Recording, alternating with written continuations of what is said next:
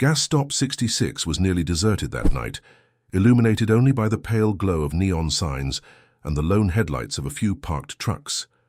The warm desert wind blew dust across the cracked asphalt as Eleanor L. Carter filled up her black Ford Raptor, unhurried, seemingly unconcerned. That's when they arrived. 5 motorcycles roared into the station, chrome-plated and grimy, ridden by men clad in leather and ink.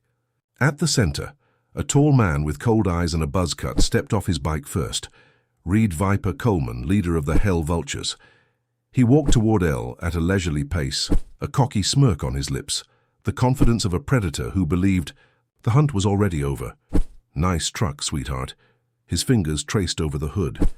"Why don't you hand over the keys and save yourself some trouble?" Elle sighed, closing the gas cap with a sharp click. She turned slowly, her green eyes scanning the 5 men as if she already knew exactly how this would end. If they had any idea who she was, they never would have spoken. The convenience store door swung open. Daniel Carter stepped out, holding a bottle of water, stopping as he took in the scene. He said nothing, merely tilting his head slightly, observing, "The bikers." Viper grinned, oblivious to the grave mistake he had just made. They weren't surrounding a victim. They were sealing their own fate. Hi, here's Mark. Before we begin, please comment about where you're watching from and what you enjoy most about our stories. Oh, and if you haven't subscribed yet, now's the perfect time to do it so you don't miss our next stories. Tomorrow, we have an amazing one waiting for you. Thanks for being here. Now, let's dive into today's story. The neon lights of gas stop 66 flickered against the darkening Texas sky, the faint hum of the buzzing sign blending with the distant roar of highway traffic. The air was thick with the scent of gasoline and burned rubber, a signature of long haul. Truckers and late-night travelers who passed through the sleepy town of Rockwood. Eleanor L. Carter stepped out of the driver's seat of her black Ford Raptor, her movements calm and deliberate as she reached for the gas pump. The night was supposed to be uneventful, just a quick stop before continuing their trip home. She had no idea that, within minutes, the air would be charged with a different kind of tension. Inside the convenience store, Daniel Carter scanned the shelves for bottled water, his trained eyes instinctively mapping the exits and registering the 2 employees behind the counter. It was an old habit, one that never quite faded, even years after leaving the CIA. He had spent a lifetime assessing threats before they happened, a skill that had kept him and Elle alive through missions no one was supposed to return from. The rhythmic beeping of the register and the low hum of the store's refrigeration units were the only sounds filling the space, until the unmistakable growl of motorcycle engines shattered the quiet. Outside, Elle barely lifted her gaze. As the Hell Vultures rode into the station, their chrome-plated machines reflecting the pale light of the gas pumps. There were 5 of them, dressed in worn leather jackets adorned with the grinning skull emblem of their club. They parked in an intimidating half-circle near the entrance, engines still rumbling as if daring anyone to object to their presence. The leader, Reed Viper Coleman, dismounted first, his tall, broad-shouldered frame moving with the confidence of a man who had never been denied anything in his life. He ran a hand over his buzzed blonde hair, his gray eyes scanning the station like a wolf sizing up its prey. Ella kept her stance relaxed, unscrewing the cap of her gas tank with precise movements, but every muscle in her body was attuned to the men watching her. The way they moved, the arrogance in their posture, the way they claimed space, it was all too familiar. She had seen men like them before, in war zones and in the underbelly of criminal networks, men who mistook bravado for power. They had no idea they were looking at someone who had spent years hunting warlords, dismantling cartels, and walking out of firefights that should have been fatal. Viper stepped forward, his boots crunching against the pavement, his smirk, lazy and predatory. "Well, well," he drawled, his voice thick with amusement as he motioned toward Ella's truck. "Hell of a machine for a lady. How about you hand over the keys and let us take it for a spin?" The others chuckled, their laughter low and knowing like they had played this game 100 times before. They expected fear, submission, maybe some stammered protest. Instead, they got a slow, measured glance from Elle, her green eyes meeting Viper's, with the calm patience of someone who had already decided how this would end. Inside the store, Daniel had already moved to the window, watching the scene unfold. He knew Ella well enough to recognize the subtle shift in her stance, the way her fingers flexed slightly before relaxing. It was the telltale sign of a fighter calculating her options. He placed the water bottles on the counter, nodding to the clerk. "You might want to step back," he advised, his tone polite but firm. Outside, the air had thickened with the quiet tension that always preceded violence. Viper took Ella's silence as hesitation, mistaking her lack of response for uncertainty. He stepped closer, towering over her, using his size as a weapon, his voice dropping into something more condescending. "Come on now, sweetheart. Ain't no need to make this difficult. You just—" His hand barely brushed her shoulder when the world flipped upside down. With lightning-fast precision, Ella's left hand snapped up, trapping his wrist in an iron grip as she pivoted, twisting his arm into a painful lock. Viper barely had time to process what was happening before a sharp, controlled strike. To his solar plexus stole the breath from his lungs. He staggered back, his gang staring in stunned silence as the woman they had pegged as an easy target effortlessly dismantled their leader's dominance. The second man moved without thinking, lunging forward to grab Elle, but she was already one step ahead. She pivoted smoothly, sidestepping his reach and driving a precise elbow strike into his ribs. The breath left him in a wheeze as he doubled over, shock and pain written all over his face. The third man hesitated, his bravado faltering as he realized that whatever they had walked into was not the easy victory they had expected. Daniel stepped out of the store just as another biker attempted to grab Elle from behind. In one fluid motion, he intercepted, his fist slamming into the man's jaw with pinpoint accuracy. The biker crumpled, barely conscious before he hit the ground. The remaining two men stepped back, uncertainty creeping into their expressions as they realized that they were outmatched in every possible way. Viper, regaining his footing, glared at Elle with pure hatred, his pride bruised far worse than his body. His fingers twitched toward the knife at his belt, but before he could reach it, Elle's voice cut through the night like sharpened steel. That would be a mistake. Her tone was quiet, unwavering, not a threat but a statement of absolute certainty. For a moment, the only sound was the faint buzzing of the neon sign and the distant murmur of traffic. Viper's fingers hesitated over the knife's hilt, his mind racing. He had been in his share of fights before, but this was different. This woman wasn't afraid of him. Worse, she wasn't even angry. There was no fear, no hesitation. Has just called surgical efficiency. Then, in the distance, the unmistakable wail of police sirens echoed through the night. Viper's eyes flicked toward the road, calculating.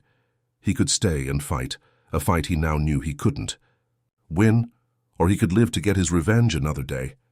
Gritting his teeth, he took a slow step back, motioning to his men. "Let's go," he muttered, his voice tight with barely contained fury. One by one, the hell vultures mounted their bikes, their once confident swagger replaced by humiliated. "Silence?" Viper cast one last glance at Ella before revving his engine. "This ain't over," he spat, his grey eyes dark with promise. And then they were gone, the roar of their motorcycles fading into the night. Daniel exhaled, rubbing his knuckles absently as he turned to Elle.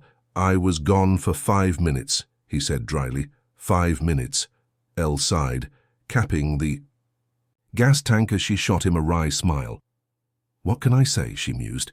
"Some people just don't know how to take a warning." Daniel glanced toward the empty highway, his instincts telling him that this wasn't the last time they'd see those men. Not by a long shot. And he was right. The hell vultures had just made the worst mistake of their lives.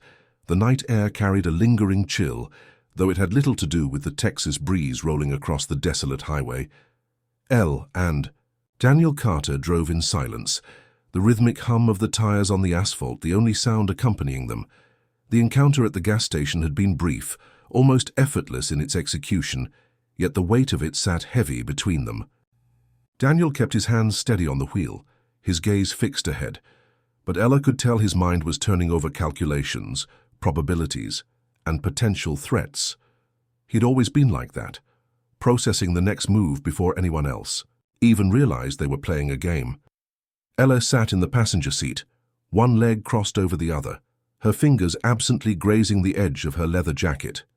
Her movements were controlled, but her mind was anything but still. Experience had taught her that men like Reed Viper Coleman did not take humiliation lightly. He had looked at her not with fear, but with hatred, and hatred was a dangerous thing when paired with bruised pride and unchecked aggression. She had seen it before, in war zones and underworld dealings. Men who built their entire identities around dominance did not let a loss go unanswered. "Viper will come back," Daniel said finally, his voice low but certain. It was not a question, nor was it a concern, it was a fact. Ella exhaled, pressing the pad of her thumb against her temple as she considered their options. "He will, but he's not the problem." Her voice was calm, but there was an undercurrent of tension beneath the surface. "The Hell Vultures aren't just a gang, they're a supply chain." She paused, choosing her words carefully. I recognized the tattoo on his forearm, the rattlesnake wrapped around a rifle. It's a mark used by smugglers working with the Santiago cartel. Daniel's grip on the steering wheel tightened slightly. He didn't look at her, but she knew he was already connecting the dots, much like she had. The Santiago cartel wasn't just another drug operation. It was a multinational criminal network, dealing in weapons, narcotics, and high-profile contract assassinations. Unlike small-time gangs that operated on intimidation and brute force, the Santiago cartel was a system, a machine, its gears turning behind closed doors, influencing everything from local crime to international arms deals. That explains. "Show the confidence," Daniel muttered, his eyes narrowing slightly. "He wasn't just posturing back there. He thinks he has real power behind him."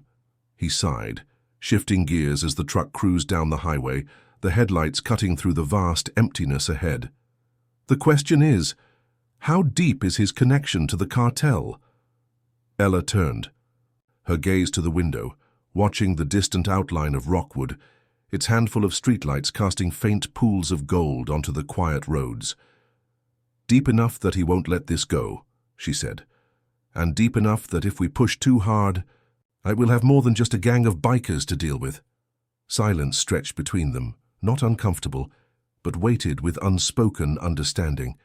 For years, they had lived under the radar, keeping their past lives neatly tucked away in the folds of anonymity. Their careers with the CIA had ended on their terms, but their skills, their instincts, those never truly faded.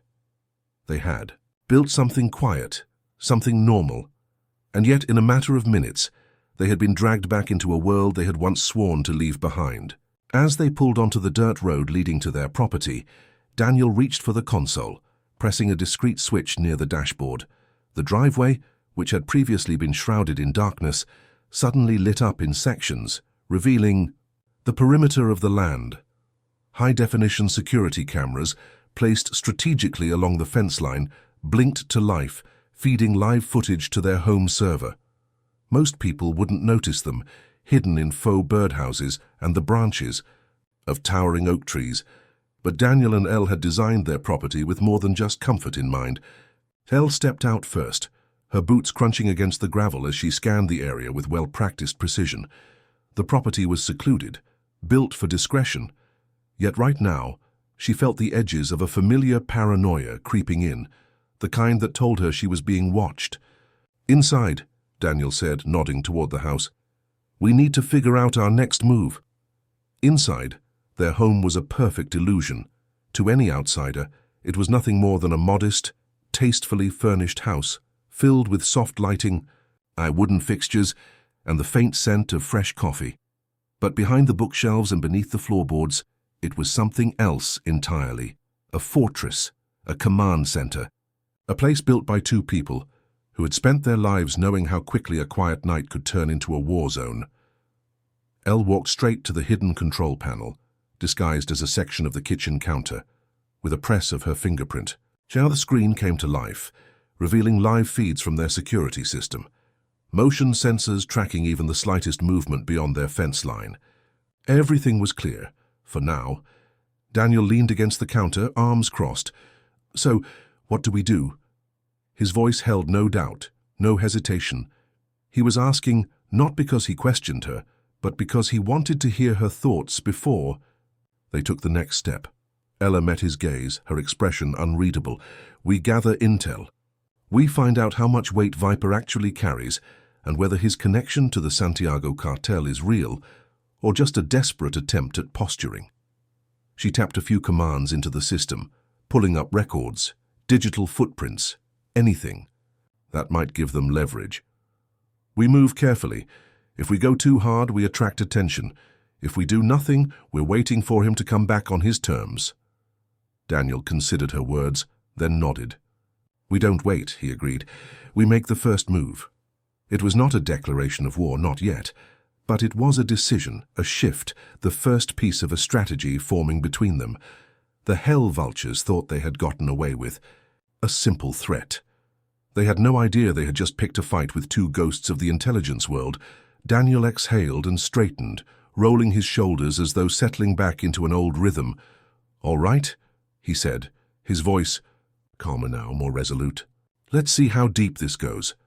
And as Ella watched him move to pull up the contacts they still had in federal databases, she knew that their quiet life had just come to an end. The early morning light crept over the Texas horizon, casting long shadows over the Carter property. The land stretched wide and open, a deceptive image of tranquility that concealed the layers of security embedded within its fences. Inside the house, the air was thick with the scent of fresh coffee, the soft hum of the surveillance system blending seamlessly with the quiet. Daniel sat at the kitchen island, scrolling through encrypted data feeds, his brow furrowed in concentration. The soft glow from the screen highlighted the sharp angles of his face, a reminder that his days in intelligence had never truly left him. Elle stood near the window, arms crossed, her gaze distant. The events of the previous night played over in her mind, each detail carefully dissected. The way Viper had looked at her, not just with anger, but with calculated hatred, told her everything she needed to know. This wasn't just about bruised ego or a petty attempt to reassert dominance. This was personal now. She had embarrassed him in front of his men, in front of people he needed to fear him. And men like Viper didn't let that kind of humiliation slide. Daniel's voice broke through her thoughts, steady and direct. Viper isn't just some low-level enforcer. He tapped the screen, turning it slightly so Ella could see. I pulled some old agency files. He's been flagged multiple times in connection to arms deals, drug trafficking routes, and suspected contract killings. He's small-time compared to the Santiago cartel, but he's valuable to them. If he's working under their umbrella, they won't let him go down easily. Elle exhaled slowly, absorbing the information. Viper had resources. He had connections. That meant this wasn't just going to be about him, it was about what he represented. If he's their middleman, he's replaceable, she said finally. But if we take him out the wrong way, we might put ourselves on the cartel's radar. She turned from the window, her sharp gaze meeting Daniel's. We need to know exactly how much leverage he has before we decide how to move. Daniel gave a small nod, already anticipating her train of thought.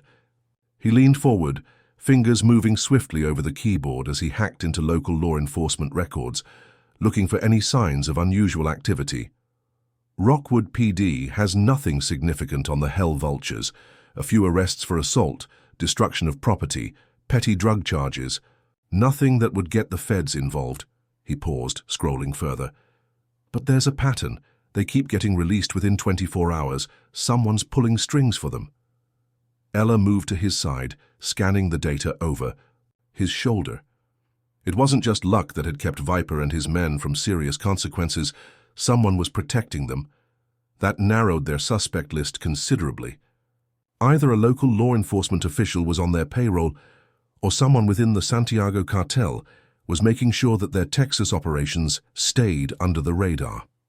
We need a name, Daniel murmured, already shifting focus.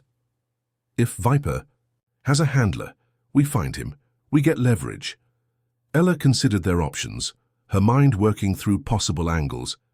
I know where to start, she said, reaching for her phone. The Hell Vultures don't operate in a vacuum. They need suppliers, informants, corrupt officials to smooth things over, and we have one advantage: they don't know we're looking yet.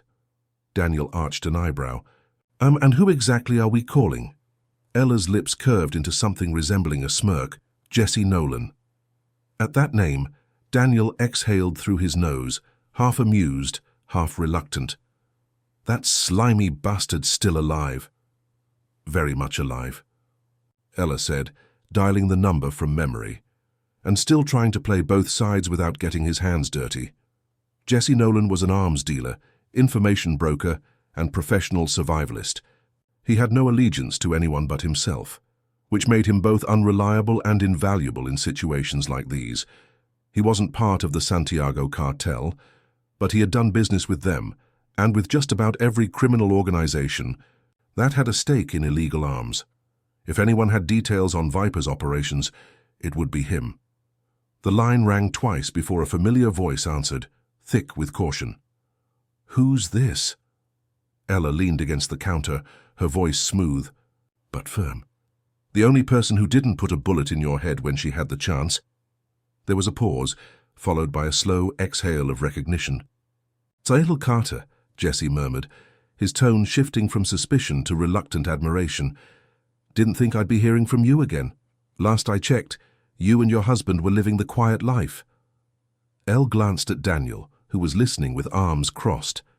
"Sirs, that was before some idiots decided to drag us back into the world." Jesse chuckled dryly. "I take it this isn't a social call." "No," Ella said. "I need information. Reed Coleman, Hell Vultures, Santiago Cartel. How deep does it go?" A beat of silence followed before Jesse's voice came back, more cautious now. "That's a dangerous question, sweetheart." Ella's patience was thin. "And you're a man who likes to stay useful. Don't make me remind you how quickly I can find someone else who wants to talk." Jesse sighed, and there was the sound of a chair creaking as he leaned back. "All right, look, I don't deal directly with the vultures, but I know they've been moving serious weight for the cartel. Guns, mostly. Some narcotics shipments, but their main gig is running weapons through backroads that don't show up on government watch lists. That's why the cartel keeps them around. They're expendable enough to take the risks, but organized enough to make sure the shipments get through." Daniel, still listening, caught onto the key detail. "And who makes sure those shipments get cleared when they run into trouble?" Another pause. Then Jesse's voice lowered. "Sheriff Mark Seaver. He's been on their payroll for years. Makes problems disappear, keeps the heat off their backs." Ella's fingers tightened slightly around the phone. That was it. The missing link. If the sheriff was protecting the Hell Vultures, it meant they weren't just a gang. They were a sanctioned operation. She met Daniel's gaze. "We have what we need." Jesse sighed again, sensing the shift in tone. "I did you a favor, Carter. Let's not pretend we owe each other anything." Elle's voice was steady. "Then stay out of Rockwood for a while, because things are about to get complicated." She ended the call and placed the phone down, her mind already shifting to the next step. Daniel exhaled, rubbing his jaw. A corrupt sheriff protecting a cartel-backed biker gang. This town really knows how to keep secrets. Ella rolled her shoulders, the tension settling in a way she hadn't felt in years. "Then we're about to bring them all into the light." The hunt had officially begun. The afternoon sun cast a golden haze over Rockwood, stretching long shadows across the cracked pavement of its main road. It was the kind of town where people didn't ask questions, where quiet deals were made behind locked office doors, and where trouble only made the news if the wrong people wanted it to. Elle and Daniel had seen places like this before, towns that looked harmless on the surface but rotted underneath, their foundations built on backroom deals and selective justice. Inside their truck, parked 2 blocks from the Rockwood Sheriff's Department, Elle scrolled through the data she and Daniel had pulled from Jesse Nolan's lead on Sheriff Mark Seaver. The man was untouchable in every official capacity, with a spotless service record and 3 consecutive re-elections under his belt. But beneath the surface, the digital footprints told a different story. Unexplained financial spikes, dismissed cases tied to cartel shipments, and a pattern of released suspects that connected directly to the Hell Vultures. Daniel sat behind, the wheel, watching the sheriff's office entrance through the rearview mirror. "He's careful," he muttered, his tone even but laced with scrutiny. "Keeps his hands clean, doesn't get greedy. That's how guys like him last." Ella didn't look up from the screen. "Until they make a mistake," she said. "And we just need one." She tapped the last entry on Seaver's financial records. 14 days ago, he received a 6-figure deposit into an offshore account. Too much for a favor, too little for a full-scale operation. Which means... Daniel's lips curled slightly. Which means he did something the cartel really appreciated, but not something they can't replace. "Exactly," Ella murmured, shutting the laptop and tucking it under the seat. "So, we make him replaceable."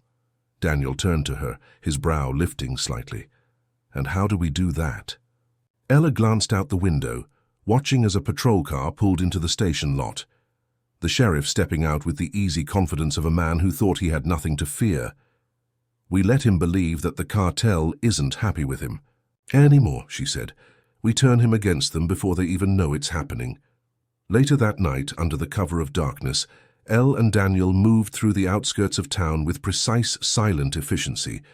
The Rockwood freight yard was a perfect place for a setup, isolated, used frequently by smugglers, and, most importantly, monitored by the sheriff's men under the guise of routine security. Ella adjusted the small motion-triggered surveillance device onto the corner of a rusted shipping container, securing it with a strip of industrial adhesive. The device was programmed to record the next 5 minutes of movement and loop it, creating a false sense of inactivity. Daniel R., crouched a few feet away, checked his watch. "Viper's men run supply drops here at least once a week. If the sheriff's connected to it, we're about to find out exactly how involved he is." Ella straightened, her expression unreadable. "Let's give them something to talk about." From the back of their truck, Daniel retrieved a modified burner phone E, preloaded with encrypted messages fabricated to look like internal cartel communication. The messages were designed to suggest that Seaver had leaked critical shipment information to an outside source and that the cartel was now questioning his loyalty. Ella handed the phone to Daniel, their fingers brushing briefly before he flipped. "Open the screen. Once this goes out," he said, "we either force his hand or make him sloppy." Ella's gaze was steady, though either one works. With a final nod, Daniel sent the messages to a secure number linked to Viper's crew, knowing that the information would reach the cartel within hours. From there, paranoia would do the rest. The next morning, Ella and Daniel sat at a quiet cafe across from the sheriff's station, blending into the routine of Rockwood's early risers. The diner was a relic of another time. Wooden counters, faded menus, the faint scent of fresh biscuits and black coffee. It was the kind of place where the local authorities felt comfortable, where they let their guard down. Sheriff Mark. Seaver entered through the glass door, his jaw tight, shoulders stiff, moving with the kind of tension only a man under pressure carried. He didn't order coffee, didn't even glance at the regulars. Instead, he made his way straight to the back booth, where a man in a dark leather cut-off vest was already waiting. Daniel adjusted his position, angling his head just enough to catch a glimpse of the man's patch, one of Viper's lieutenants. "They're spooked," Ella murmured, taking a slow sip of her coffee. "Viper's men don't meet face to face unless something's wrong."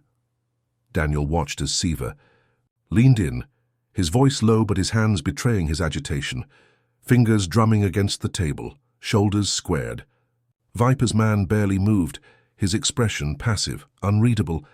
That meant one thing: the sheriff was doing all the talking. "Good," Daniel muttered. "He's scrambling." A few minutes later, Seaver stood abruptly, shoving his way out of the booth and storming toward the exit. His face was flushed with barely contained frustration, his movements too sharp, too uncontrolled. Ella set her coffee cup down, calm and methodical. "I think we just found his pressure point." That evening, the sheriff's office was surrounded by an unnatural stillness. Most of the force had cleared out for the night, leaving only a skeleton crew, one patrol car out front, a desk officer inside, and Seaver alone in his office. Elle and Daniel moved in silent synchronization, bypassing the main entrance. Entirely, and slipping through the maintenance door leading into the back hallway. Inside, Seaver's office was dimly lit, a single desk lamp illuminating stacks of files and an ashtray overflowing with crushed cigarette butts. He sat behind, his desk, head in his hands, exhaling sharply as he stared at his phone. Ella stepped forward, slow, deliberate. "Rough day, Sheriff?" Seaver jerked upright, his hand immediately going for his sidearm, but Daniel was faster. In one fluid motion, he stepped in, grabbed the gun from Seaver's holster, and disarmed him with practiced ease. The sheriff's chest rose and fell in ragged breaths, his gaze darting between them. "You're making a mistake," he hissed, though the waver in his voice betrayed him. Daniel tossed the gun onto the desk, expression unreadable. "No, Sheriff, you did." Ella took a step closer, resting her hands lightly on the desk. "We know about the cartel, we know about the vultures, and now, thanks to us, so do they." Seaver's eyes darkened with realization. His mind was working, scrambling. For an escape, Daniel leaned in, voice low. "Right now, they think you betrayed them, so you have two choices. You work with us, or you wait for them to decide what to do with you." The silence that followed was thick, suffocating. Seaver's fingers curled into fists, his face pale, his breaths shallow. He was a man backed into a corner he had never expected to be in. Ella's voice was calm, unwavering. "You don't have much time to decide." Seaver swallowed hard, his pulse visibly ticking at his throat. And then, finally, he nodded. The trap had closed. This fourth chapter escalates the tension, bringing the corrupt sheriff into play as a pawn while pushing Elle and Daniel closer to dismantling Viper's operation. Now, with Seaver forced to cooperate, the next step is drawing the Hell Vultures into the open on Elle and Daniel's terms. Sheriff Mark Seaver sat frozen in his chair, his eyes flicking between Elle and Daniel, as if trying to calculate just how much danger he was in. His breathing was uneven, a thin sheen of sweat forming at his temple despite the cool air of his dimly lit office. The weight of his reality was settling in fast. His protection had crumbled. His allies now saw him as a liability, and the only thing standing between him and a shallow grave in the desert was the pair of former operatives who had forced their way into his life. Elle watched him carefully, her expression unreadable. "You know what happens next, Sheriff," she said, her voice smooth but firm. "The cartel doesn't do uncertainty. They don't send warnings, they clean up messes. And right now you're looking a lot like a mess." Seaver exhaled sharply, rubbing his face with both hands before dropping them onto his desk with a dull thud. His posture was slouched, the bravado of law enforcement authority nowhere to be found. "Damn it," he muttered, shaking his head. "You don't get it. If I work with you, I'm a dead man." Daniel, standing a few feet away with arms crossed, spoke for the first time. "Wrong," he said simply. "You're already a dead man. We're just offering you an alternative." Seaver let out a bitter laugh, the kind born from the realization that his options were only varying degrees of terrible. He knew Daniel was right. He had made a career out of balancing his loyalty between the cartel and his badge, keeping both sides happy enough to avoid conflict. But now his tightrope had snapped. Ella leaned forward slightly, resting her hands on the desk. "We don't need you to testify. We don't need you to turn yourself in," she said. "What we need is for you to keep playing your role. Long enough to bring them into the open." Seaver frowned, suspicion creeping into his expression. "What are you saying?" Daniel stepped closer, his tone deliberate. "Viper trusts you. The cartel still assumes you're handling things on your end. That means you're in a position to set the stage, feed them the right information, guide them where we want them, and when the time comes, we finish this." The sheriff exhaled heavily, his eyes shifting toward the window. Outside, Rockwood looked the same as it always did, quiet, unassuming, blissfully ignorant of the corruption festering beneath its surface. He had spent years telling himself that keeping the peace in his town meant making small sacrifices, shy looking the other way when necessary, but he had never been in control, not really. And now he was being forced to see just how little power he actually had. His gaze returned to Ella and Daniel, both standing there like a pair of shadows. from a world far more dangerous than his own. He didn't doubt their capability. They weren't asking him for help, they were telling him how things were going to happen. Seaver swallowed hard, then gave a reluctant nod. "All right," he murmured. "What do you need me to do?" Hour later, Seaver sat behind his desk, the office returning to a sense of forced normalcy. Ella and Daniel were gone, but their presence lingered in the tension of the room. He reached for his phone, staring at it for a long moment before dialing. The line rang twice before a gruff voice answered, "Talk." Seaver forced himself. "Try to sound composed." "There's been a development," he said, keeping his tone measured. "Feds have been sniffing around. Someone's talking." There was a pause, then the unmistakable sound of a cigarette being exhaled on the other end. "So who?" "Not sure," Seaver replied, letting a hint of unease creep into his voice. "But I've got a name to follow up on. Could be nothing. Could be a problem." Another pause. Then, "Where?" Seaver felt his pulse quicken. "Old rail yard outside town. I'll meet you there at sundown. Less eyes that way." The voice on the line gave a slow chuckle. "You sound nervous." "Sheriff." Seaver gripped the phone tighter. "Just being careful," he muttered. "Good," the voice replied. "We'll be there." The call ended, and Seaver set the phone down with a shaky exhale. It was done. The trap had been laid. From the cover of a nearby abandoned building, Elle watched Seaver through the scope of her rifle, the sheriff still seated at his desk, staring blankly at the wall. She could read his body language like a file, the tension in his shoulders, the way his hand hovered near his whiskey drawer. He was barely holding it together. Daniel crouched beside her, scanning the street below with binoculars. "He made the call," he murmured. "We're on schedule." Ella shifted slightly, adjusting her line of sight. "He's rattled, but he'll hold. Fear is a powerful motivator." Daniel smirked, lowering the binoculars. "So is survival." He checked his watch. 6 hours. That's how long we have before this whole thing either collapses or falls. Into place. Elle exhaled slowly. They had done the hard part, manipulating Seaver into guiding Viper and his men into an ambush. Now, all they had to do was wait. The sun was dipping low over the Texas landscape, the sky painted in shades of burnt orange and deep crimson. The old rail yard outside town had been abandoned for years, a graveyard of rusted train cars and forgotten industry. It was the perfect place for a deal, or in this case on a betrayal. Seaver arrived first, his truck kicking up dust as it rolled to a stop near the loading dock.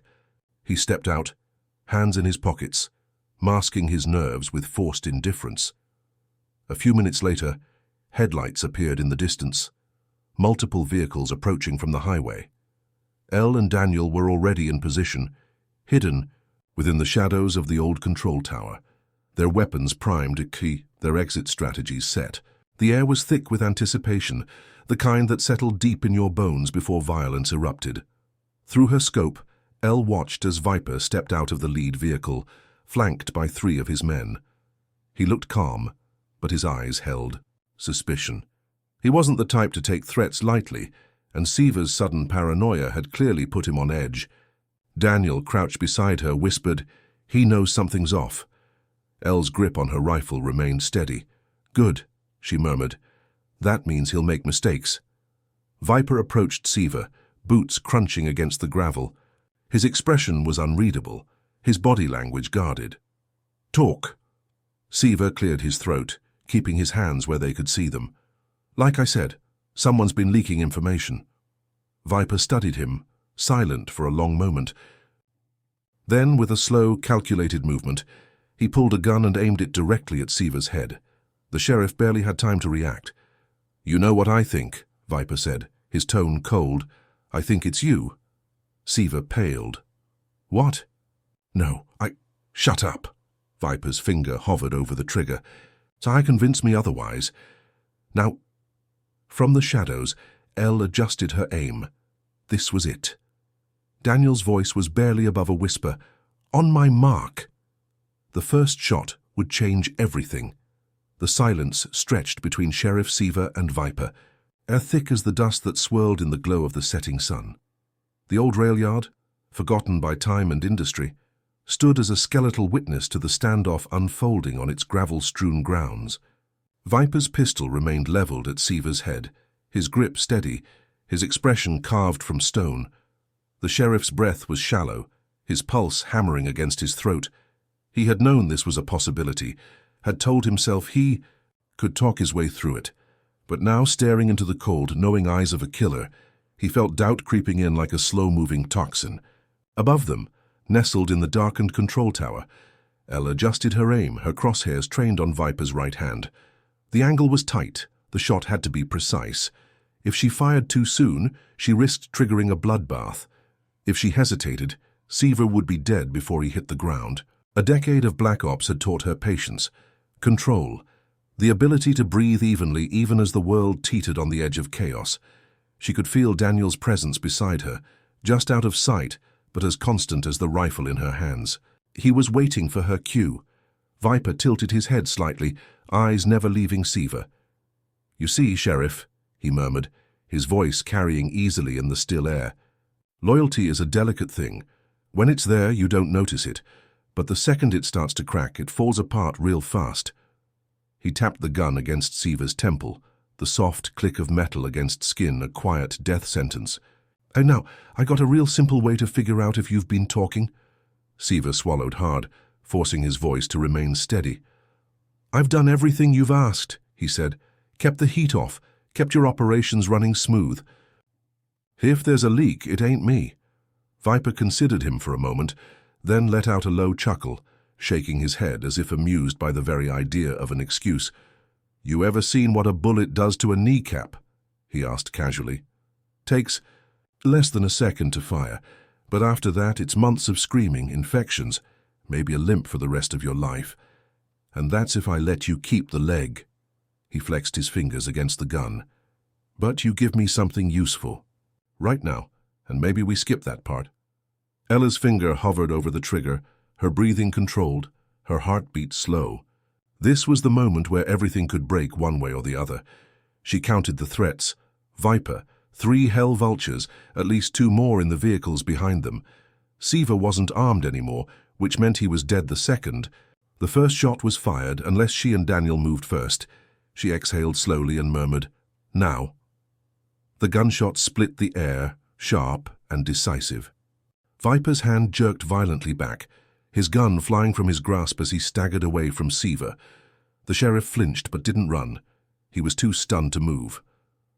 Before anyone had time to react, Daniel's second shot took out the buy. Tires of the nearest truck, ensuring no one was leaving without a fight. Chaos erupted. One of the bikers spun toward the control tower, shouting something, but Ella had already shifted her aim. Her second shot hit him square in the shoulder, spinning him backward before he collapsed against the hood of a car. The others moved fast, drawing weapons, but they weren't trained for this kind of fight. They were used to street level. Intimidation, backroom deals, not a coordinated ambush by 2 former Black Ops specialists. Viper, bleeding but still standing, dove for cover behind a rusted storage container. He gritted his teeth, scanning the rooftops. "Fucking feds," he spat, pulling a backup pistol from his belt. Knew something was off? Daniel and Elle moved as one, descending from the control tower and using the crumbling rail yard as cover. Their advantage was position and precision, every step calculated, every shot deliberate. The hell vultures. Tay, on the other hand, had fallen into disarray. The ones still standing were scrambling, firing wildly into the dark, unsure of where the real threat was coming from. Seaver, caught in the middle, had finally found his instincts. He dove behind an overturned barrel, gasping as he realized just how close he had come to dying. He watched in stunned disbelief as the hell vultures, the same men he had feared, the same men he had protected, were being systematically dismantled. One of the bikers, a broad-shouldered man with a snake tattoo curling up his neck, attempted to make a break for the trucks. Elle was faster. She rose from cover, her movement swift and fluid, and fired twice, 1 round in his leg, the second in his hand, sending his gun skidding across the gravel. He howled in pain, collapsing where he stood. Viper saw it all happening and knew one thing. They had been played. Viper's last stand with most of his crew down or wounded. Viper knew he had no chance of winning the firefight. But Viper wasn't the type to surrender. He wasn't going to let himself get dragged. Off in cuffs, wasn't going to rot in some prison while the cartel replaced him with the next disposable enforcer. So he did what desperate men always did. He ran. Ella caught the movement from the corner of her eye, the way Viper broke left instead of retreating, the way he moved towards something, not away. She turned just in time to see him yank the driver's side door open on one of the SUVs. Daniel saw it too. "He's going for it," Ella fired. But the bullet pinged off the metal door as Viper dove inside, slamming it shut behind him. The engine roared to life, the tires kicking. Up gravel and dust as he gunned it toward the exit. Daniel didn't hesitate. He sprinted toward the row of abandoned train cars and vaulted onto the nearest one, scaling the rusted metal with the practiced ease of a man who had spent years training for moments like this.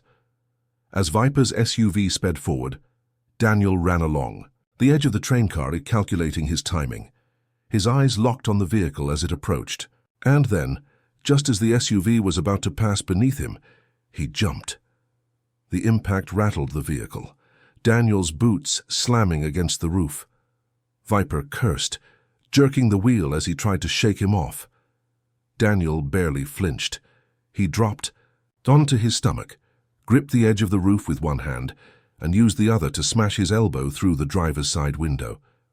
Viper swerved, trying to force Daniel off, but the move only cost him control. The SUV skidded, tires screaming against the uneven terrain. It was too late. The vehicle slammed into a rusted train car, the force of the collision sending the airbag exploding into Viper's face. The engine sputtered and died. Daniel slid off the roof, landing lightly on his feet, his gun already drawn. He yanked, opened the door and grabbed a dazed or bloody Viper by the collar, hauling him out of the wreckage. The biker coughed, barely able to lift his hands in protest. Ella jogged up beside him, lowering her rifle as she looked at the wreckage, then at Viper. Her voice was quiet, unwavering. "You should have just walked away," Viper groaned, his head rolling back against the SUV. "Go to hell," he muttered. Ella glanced at Daniel, who gave a small shrug. "After you." The hell vultures were finished. Now, only the cartel remained. This sixth chapter delivers the action, the ambush, and Viper's final downfall while setting up the real battle ahead, the Santiago cartel. Now that the hell vultures are eliminated, Elle and Daniel must face the larger threat looming in the shadows. The wreckage of the ambush still smoldered under the flickering glow of the rail yard's distant floodlights. The air was thick with the scent of burned rubber and spilled fuel, mingling with the metallic tang of blood and the acrid bite of gunpowder. The hell vultures were either down or fleeing, their carefully constructed illusion of dominance shattered in a matter of minutes. Elle stood near the wrecked SUV, her eyes locked on Viper's slumped form, his body limp but still, breathing. His face was a mess of bruises and dried blood, his once pristine leather jacket torn and coated in dust. The man who had strutted into the gas station days ago, convinced of his untouchability, now looked small, beaten, powerless. Daniel tightened his grip on Viper's collar, yanking him up just enough to make sure he was conscious. The biker coughed, wincing at the sharp pain radiating from his ribs. He looked at Daniel, then at Ella, his eyes narrowing in something between hatred and reluctant acknowledgement. "You should have run when you had the chance," Elle said, her voice devoid of emotion.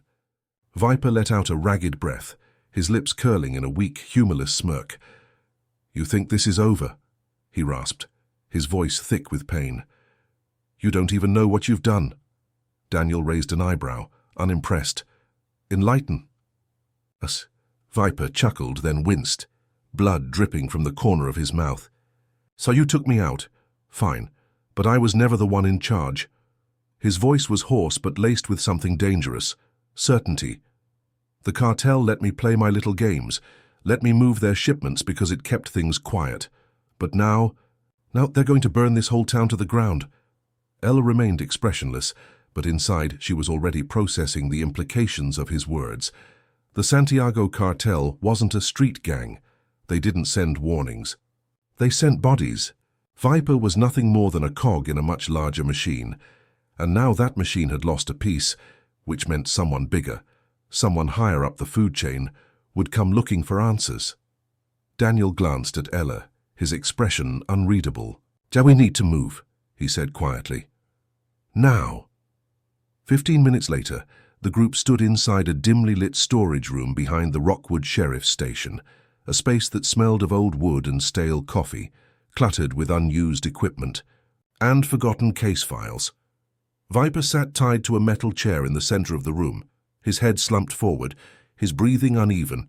Sheriff Seaver paced near the door, his nerves evident in the tightness of his shoulders and the way his fingers twitched at his sides. He had thought the worst was over, had convinced himself that once Viper was dealt with, he could go back to pretending this town wasn't crawling with rot beneath its surface. But Viper's words lingered in his mind, gnawing at his already fragile sense of control. "If what he's saying is true," Seaver said finally, breaking the tense silence, "then we've just painted a target on Rockwood and on our backs." Daniel, leaning against the wall with arms crossed, nodded. "That's why we don't wait for them to come to us," Seaver scoffed, rubbing his temple. "Jesus Christ, you don't get it.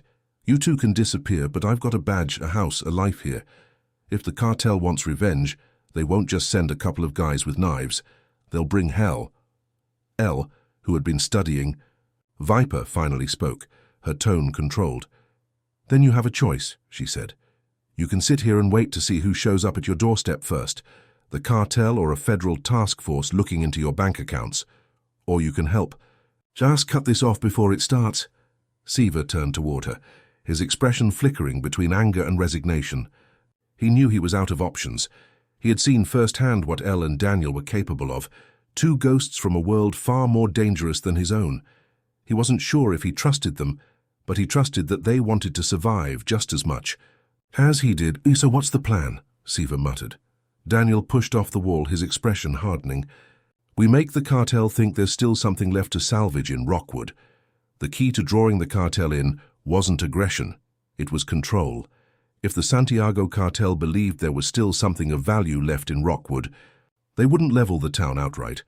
They'd send someone to clean up the mess, to restore order, to assess the damage. That was the moment Elle and Daniel needed. And the perfect bait. Viper.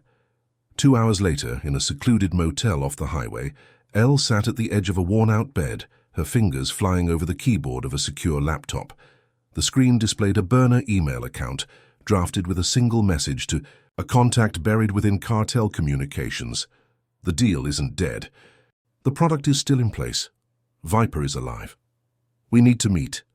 The message was vague enough to ensure curiosity, but urgent enough to demand a response. Ella's pulse remained steady as she encrypted the sender details, disguising it as though it had come from one of Viper's trusted associates. She hit send. Daniel, sitting on the opposite bed, watched her carefully. "You think they'll take the bait?" Ella shut the laptop, her expression unwavering. "If the cartel thinks they can salvage what's left, they'll send someone high enough to make decisions." Daniel leaned forward slightly, resting his elbows on his knees. "And when they do," Ella met his gaze, her voice calm, "we take them off the board."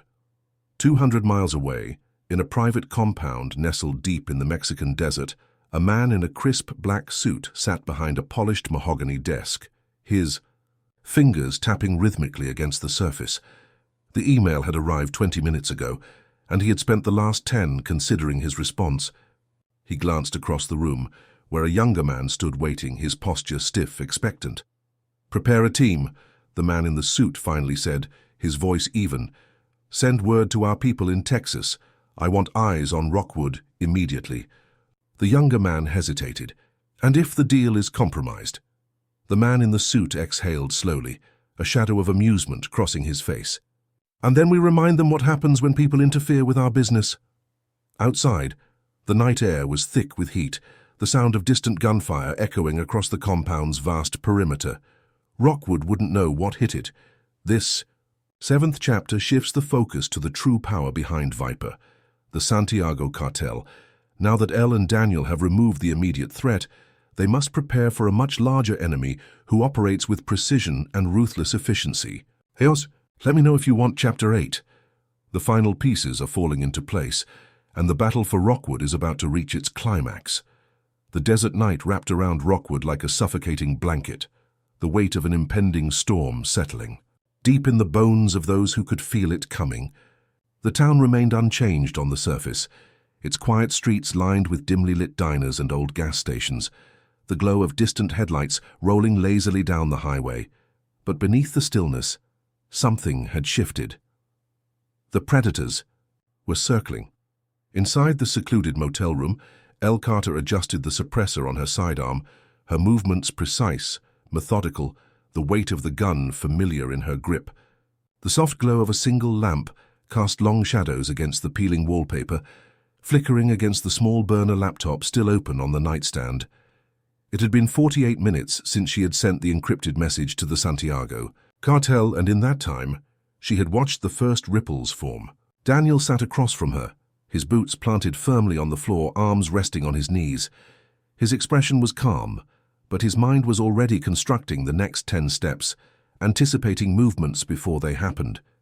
He had been watching the traffic cameras outside town, observing the way certain vehicles had started lingering longer than necessary, how the usual flow of Rockwood's late-night activity had subtly changed. It was the kind of shift that most people wouldn't notice, but to trained eyes it was unmistakable. "They're here," Daniel said quietly, his voice carrying no surprise.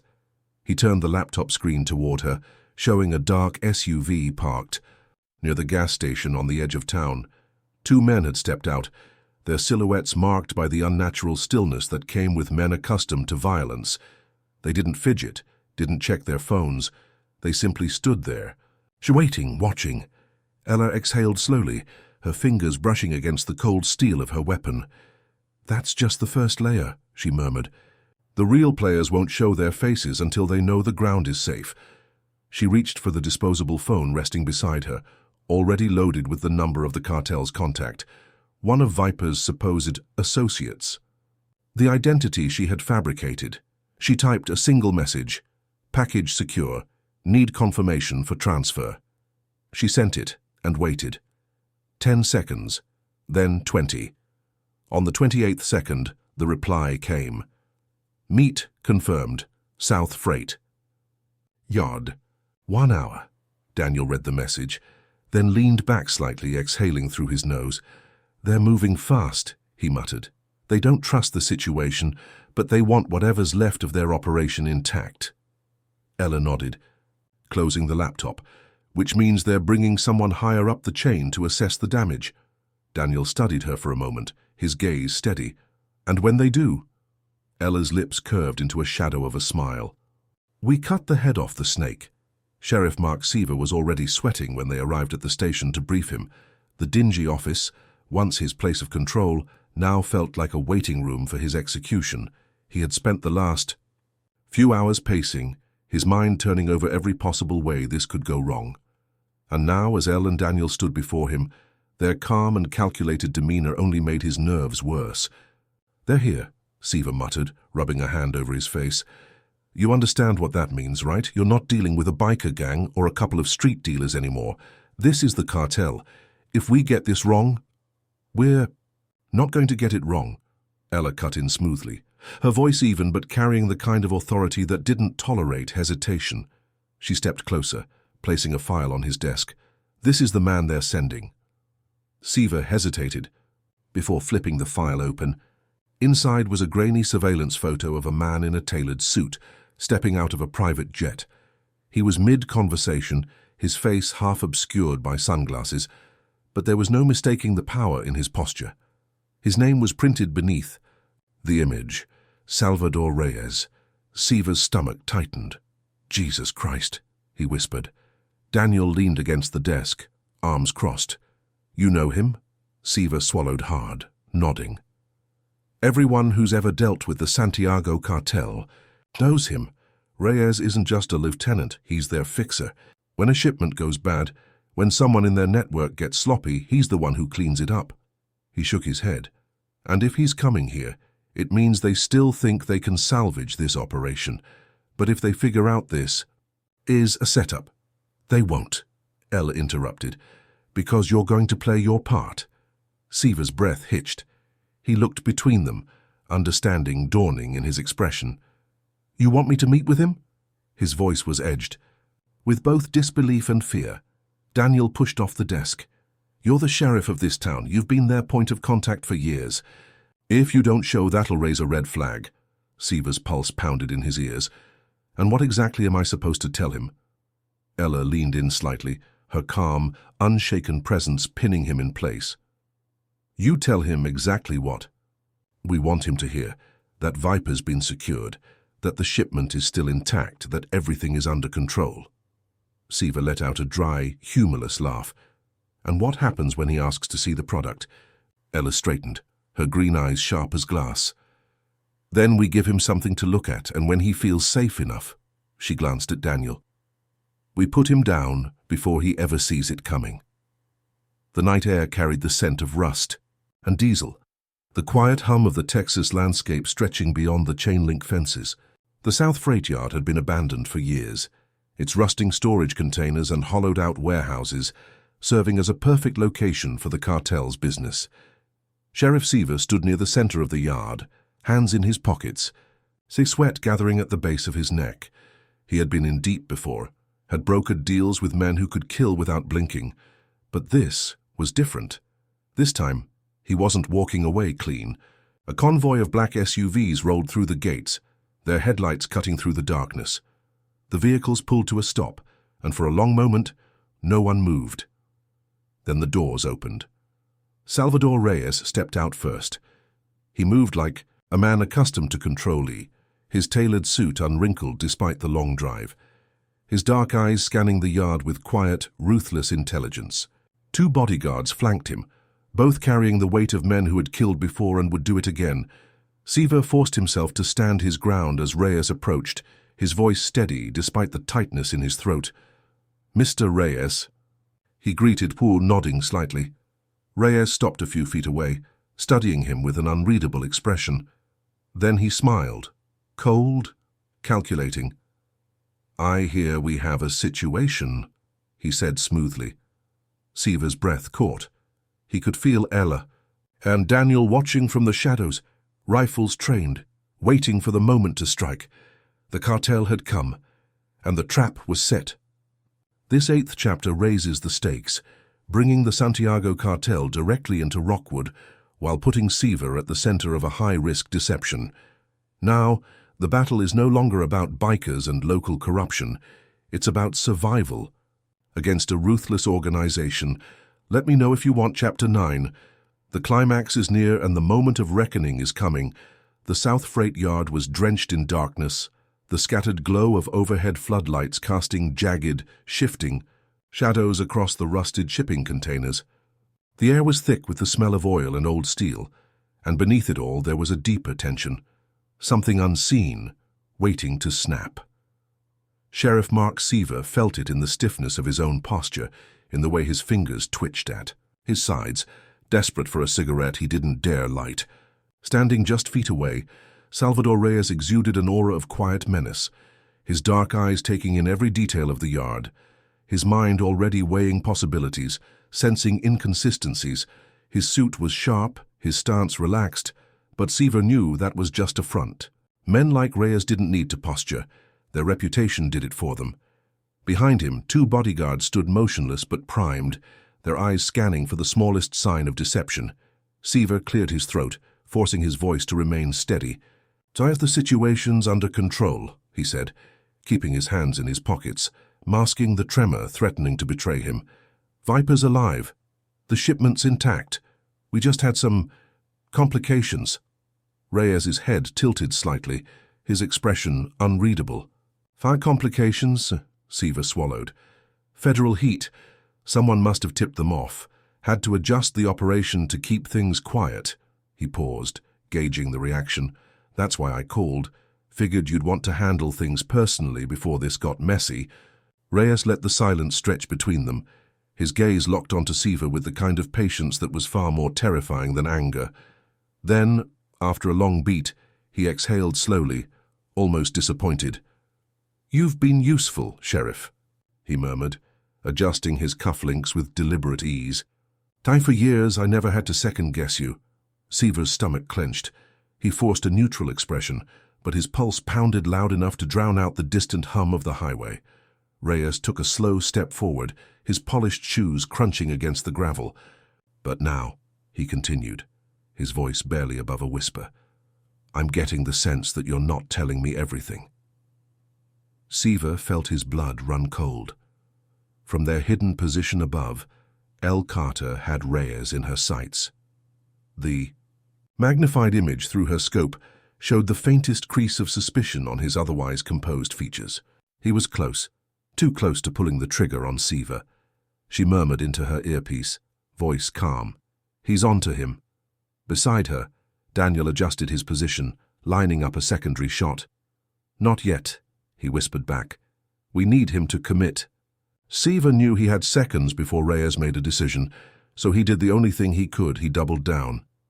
"You think I'd be dumb enough to screw you over?" Seaver shot back, letting a trace of frustration lace his tone. "After all these years, I know the rules. I know what happens to people who betray you." He forced himself to take a step closer, knowing full well that he was walking a blade-thin line between survival and execution. "You want to see Viper? You want to confirm the product? Fine. I'll take you to both right now." Reyes studied him for another long, agonizing moment. Then he smiled, a slow, amused curve of his lips that sent a cold shiver down Seaver's spine. "You always were good at talking," Reyes murmured. Then, with a flick of his fingers, he gestured to one of his men. "Rui, kill him." Seaver barely had time to react. The bodyguard moved fast, his hand already reaching for his sidearm. And then the first shot rang out. Ella's bullet punched, clean through the bodyguard's wrist, sending his gun spinning into the dirt before he even registered what had happened. He screamed, clutching his shattered hand. A second shot came a fraction of a second later, Daniel's. The second bodyguard jerked backward, the round slamming into his vest, knocking the air from his lungs as he crumpled to his knees. Reyes barely had time to process the sudden shift before Seaver, his survival instincts finally overriding his fear, grabbed the pistol from the wounded guard and fired 2 shots into the ground near Reyes's feet, forcing him backward. The freight yard erupted into chaos. Elle and Daniel moved like ghosts, slipping from the rooftop vantage point to the ground, using the rusted storage containers as cover. They worked in sync, their movements refined by years of fieldwork, their approach surgical. Reyes, to his credit, didn't run. Instead, he moved swiftly behind the black SUV, pulling his own weapon from inside his jacket, his mind already shifting into damage control. He knew he had walked into a trap, but that didn't mean he was beaten yet. "Carter," he called out suddenly, his voice carrying over the sound of distant sirens and the heavy footsteps of his remaining men scrambling for cover. "I know it's you." He let out a dry, humorless laugh. "I should have known the agency wouldn't let you disappear so easily." Elle and Daniel exchanged a glance as they moved through the darkened maze of containers. "He knows who we are," Daniel muttered, scanning for Reyes's position. "Of course he does," Ella replied, her voice steady. "That just means we don't have to pretend anymore." From behind cover, Reyes exhaled, rolling his shoulders, his grip firm around his pistol. He wasn't going to win this fight, but he wasn't going to be taken alive either. "You're making a mistake, Carter," he called out again, his voice taunting but edged with something else, something like admiration. "You take me out. You think that's the end? The Santiago cartel doesn't have kings. It has soldiers. You kill me. Someone replaces me tomorrow." Ella's voice came from the darkness, smooth as a blade. "Then we'll handle them. Tomorrow." And then she fired. The bullet tore through Reyes's shoulder, spinning him back against the SUV. He gritted his teeth, refusing to fall, his fingers tightening around his weapon. But Daniel was already there. He moved fast, closing the distance before Reyes could recover. One sharp strike sent the gun clattering from his grip. The cartel fixer gasped, his knees buckling as Daniel grabbed him by the collar and slammed him against the SUV. "This ends here," Daniel said, his voice low, absolute. Reyes let out a weak chuckle, blood on his lips. You think you're the only ghosts in this world? His gaze flickered toward Ella as she stepped into view, rifle still trained on him. You're good, he murmured. But you'll never outrun men like me. Ella stared at him for a long moment. Then, with a flick of her wrist, she pulled out a flash drive and held it up. You mean, like the names on this? She asked coolly. For the first time, Reyes's composure cracked. Ella tucked the drive away and nodded toward Daniel. Put him down. A moment later, Reyes slumped forward, not dead, but unconscious. The Santiago cartel's most ruthless fixer was no longer a problem. Ella turned toward Siva, who stood frozen in shock. Now, she said, let's clean up this mess. The distant wail of sirens carried through the night, their echo bouncing off the steel skeleton of the South Freight yard. The chaos had settled, leaving behind a battlefield of broken bodies, bullet casings, and blood-darkened gravel. Salvador Reyes lay slumped against the black SUV, his once impeccable suit now stained with dirt and blood, his unconscious form eerily still. Elle Carter stood over him, her rifle resting against her shoulder, her expression unreadable. This man had been the cartel's fixer, their enforcer, the kind of man whose name alone sent people running. Now he was nothing, just another pawn taken off the board. But Ella knew the game wasn't over, not by a long shot. Daniel moved to her side, his sharp gaze sweeping the yard, assessing the damage. The remaining cartel operatives were either dead, unconscious, or had fled into the night. The Hell Vultures had been dismantled, their influence in Rockwood completely erased. And yet, despite the apparent victory, there was no celebration. Only the heavy weight of what came next. Sheriff Mark Siva, still rattled, stepped forward, rubbing a shaking hand over his face. His badge felt heavier than it ever had before. He had spent years balancing his corruption, telling himself he was simply surviving, that his deals with the cartel were just another way to keep the peace. Now he saw the truth. There had never been peace, just control. And now that control had been ripped away, leaving a power vacuum he wasn't sure could ever be filled. We need to move, Daniel said, his voice low, urgent. The cartel won't let this slide. Reyes was important, but he wasn't the top of the chain. They'll send more. Ella exhaled slowly. But not if they think Reyes burned them first. Siva frowned, his tired mind struggling to keep up. What are you saying?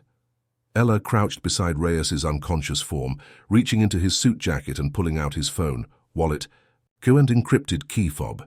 With a few quick taps, she unlocked the device, scrolling through a series of recent messages and encrypted cartel communications. Then, with calm precision, she began typing. Daniel glanced over her shoulder, immediately understanding. They weren't just leaving, they were covering their tracks by making Reyes the fall guy. A single message was sent from Reyes's phone to a Santiago cartel contact in Mexico City. Operation compromised. U.S. agencies aware. Multiple assets lost. Adjust accordingly. Do not trust remaining contacts. Ella deleted the sent. Logan powered the phone down. When the cartel came looking, they wouldn't see an ambush, they'd see an internal failure. They'd see a fixer who had been reckless, careless enough to bring heat to a quiet town. Siva let out a slow breath, realization dawning. You're making them think Reyes screwed up. Elle stood, slipping the phone into her pocket. Exactly. If they think he was compromised, they'll cut their losses before drawing more attention. They'll abandon Rockwood. Daniel nodded. And by the time they figure out the truth, we'll be ghosts. The next few hours passed. In a haze of calculated destruction, Siva, still shaken but resigned, helped cover up the loose ends. He coordinated with the few officers he could trust, ensuring that the scene at the freight yard was cleaned before morning. The official report would list a cartel dispute gone wrong, one Reyes had failed to control. Meanwhile, Elle and Daniel worked in silence, erasing their presence from Rockwood entirely. They wiped surveillance footage, removed ballistics, and ensured that nothing tied them to the events of the past few days. As the first hints of dawn crept over the horizon, the final piece of their work was set in motion. The destruction of their safe house. From the cover of a distant hillside, Ella and Daniel watched as a controlled explosion ripped through their secluded ranch, flames consuming years of careful anonymity in mere moments. It had been home. It had been safety. But now, it was nothing more than ashes. Daniel exhaled, watching the fire burn. "We built that place to disappear," he muttered. "Now it's disappearing without us." Elle didn't look away from the flames. "We'll build another one," she said simply. "Somewhere no one knows our names." Daniel glanced at her, a ghost of a smile on his lips. "Sounds familiar." Before leaving town, they made one final stop. Sheriff Seaver stood outside his station, arms crossed, his expression hardened by the events of the last few days. He looked at Elle and Daniel with a mixture of reluctance and gratitude. "You saved my life," he said finally. "Doesn't mean I like how you did it." Ella smirked faintly. "We're not really in the business of being liked." Seaver, aside of town, glancing at the still burning glow of their safe house in the distance. "And what happens now? You just disappear." Daniel nodded. "That's the idea." Seaver shook his head. "And me?" Gaekla met his gaze, her expression unreadable. "That depends on you. If you keep your hands clean, the cartel will leave this town alone. But if you ever go back to the way things were—" She stepped closer, voice lowering. "We'll—" "No?" The message was clear. Seaver wasn't just walking away clean, he was walking away with a warning. He exhaled, nodding. "Fair enough." Ella and Daniel turned toward their black Ford Raptor, the engine already running. They slid inside, the soft hum of the vehicle breaking the silence. As they pulled onto the highway, Seaver watched them go, knowing that whatever ghosts had haunted this town had just slipped into the wind. The open highway stretched before them, the past burning behind them, the future uncertain. They had done what they set out to do, ended a threat, erased their presence, and left no trace. But the road ahead was long, and the life they led didn't allow for destinations, only stops along the way. Daniel glanced at Ella as the city lights faded into the rearview mirror. "Where to?" Elle smirked slightly, rolling down the window, letting the cool desert air whip through her hair, "Wherever trouble finds us next." And with that, the ghosts of Rockwood disappeared into the night. Hi, I'm Mark Bianco, the writer and narrator of most of the stories you see here on the channel. I've handpicked 2 incredible stories for you to watch next. They're right here on the left side of your screen. Click and enjoy. Oh, and if you haven't subscribed yet, do it now and turn on the notification bell so you don't miss tomorrow's story about veterans and law enforcement officers who help make our country what it is. See you in the next tale.